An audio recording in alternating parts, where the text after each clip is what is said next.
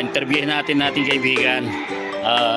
Ito nga pala ang pangalan niya, Kalumpit Santo Niño Cockpit Arena, KSCA. So tanong natin yung isa sa mga security na matagal na rin naghahanap buhay rito. Ano pangalan mo?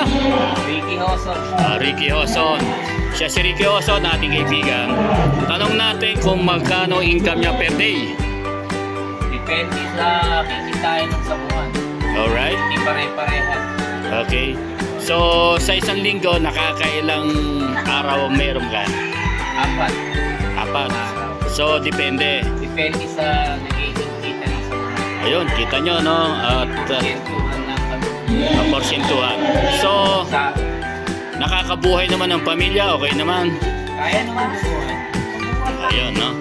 So isa siya sa mga security, kumbaga sa actually may sariling gwardiya to, pero since na security nga, kailangan pa ng baril, ng license, tapos may kontrata pa. Ito talagang mga kaibigan at mga kababata nung may-ari ng sabungan, kaya sila yung mga kinukuha para makatulong.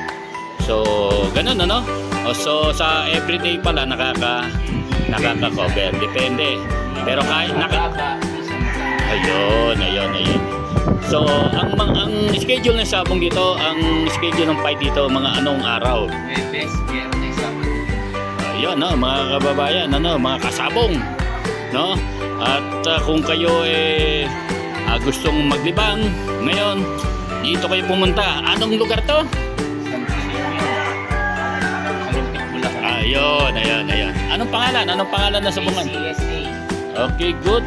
So mga kaibigan, dito na lang, puputulin natin, naka-interview tayo. At sa susunod, at yung mga marami pa tayong picture, mga hanap buhay. Right?